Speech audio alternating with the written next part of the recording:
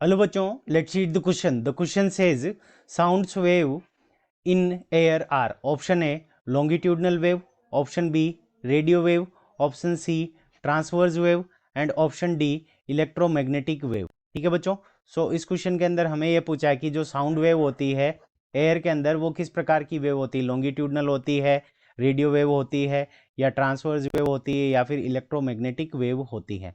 सो इस क्वेश्चन को करने के लिए हम क्या करेंगे, की कॉन्सेप्ट अप्लाई करेंगे। सो की कॉन्सेप्ट, अब हमारी जो साउंड होती है, so sound is produced by, अब साउंड हमारी कैसे प्रोड्यूस होती है, तो sound is produced by vibrating object.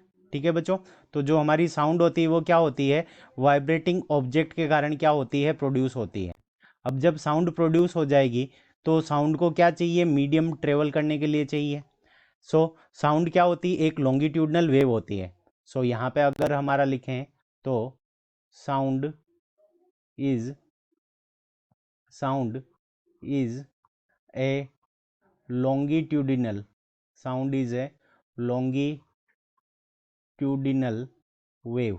तो साउंड हमारी क्या होती है, लॉन्गिट्यूडिनल वेव होती है। अब लॉन्गिट्यूडिनल वेव होगी तो इसके अंदर क्या होगा कि एयर के अंदर ये जब ट्रेवल करेगी तो ये हमारी अगर साउंड की डायरेक्शन है, ठीक है, और यानी ये हमारी क्या है, वेव मोशन की डायरेक्शन है। सो साउंड की डायरेक्शन यानी साउंड वेव की मोशन की अगर ये डायरेक्शन है तो वेव मोशन की ये डायरेक्शन है। तो ये जो पार्टिकल होंगे एयर के अंदर, ठीक है, तो एयर के अंदर पार्टिकल क्या होंगे, कभी पास में आएंगे और कभी दूर जाएंगे। तो जब एयर के पार्टिकल पास में आते हैं तो इसको बोलते हैं कंप्रेशन, और किसी केस में एयर के पार्टिकल क्या होंगे, कम वाइब्रेट करेंगे तो वो दूर रहेंगे, तो इसको हम क्या कहते हैं, रेरीफेक्शन। तो ये हो जाएगा हमारा रेरीफेक्शन। और जहाँ पे एयर के पार्टिकल क्या होंगे, पास पास में होंगे, उसको हम क्या कहेंगे, कंप्रेशन।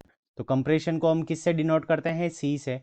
तो यहाँ पे सी का मतलब क्या हो जाएगा, कंप्रेशन और रेरीफेक्शन। तो कंप्रेशन और रेरीफेक्शन प्रोड्यूस होगा, तो जिससे हमारी साउंड वेव क्या होगी, एक लॉन्गिट्यूडनल वेव होगी। और ये जो मीडियम के पार्टिकल होंगे ये इसी डायरेक्शन में वाइब्रेट करेंगे जिस डायरेक्शन के अंदर वेव मोशन कर रही है। तो हमारी साउंड क्या हो गई, एक लॉन्गिट्यूडनल वेव हो गई। तो ऑप्शन ए हमारा करेक्ट आंसर हो जाएगा। अब रेडियो वेव नहीं है। ट्रांसवर्स वेव के अंदर क्या होते हैं, मीडियम के पार्टिकल वेव मोशन के परपेंडिकुलर वाइब्रेट करते हैं। तो अगर इस डायरेक्शन के अंदर, एक्स डायरेक्शन के अंदर वेव जा रही है तो वाई डायरेक्शन के अंदर मीडियम के पार्टिकल क्या करते हैं, वाइब्रेट करते हैं। तो ऑप्शन सी भी इनकरेक्ट हो गया। और इलेक्ट्रोमैग्नेटिक वेव के अंदर क्या होता है कि मीडियम की रिक्वायरमेंट नहीं रहती। तो ये सन वाली जो रेज होती है इसके अंदर इलेक्ट्रोमैग्नेटिक वेव होती है और ये भी ट्रांसवर्स वेव होती है। तो ऑप्शन डी भी हमारा इनकरेक्ट हो गया। So option A longitudinal wave is the correct answer of this question. I hope you understood it well. Best of luck. Thank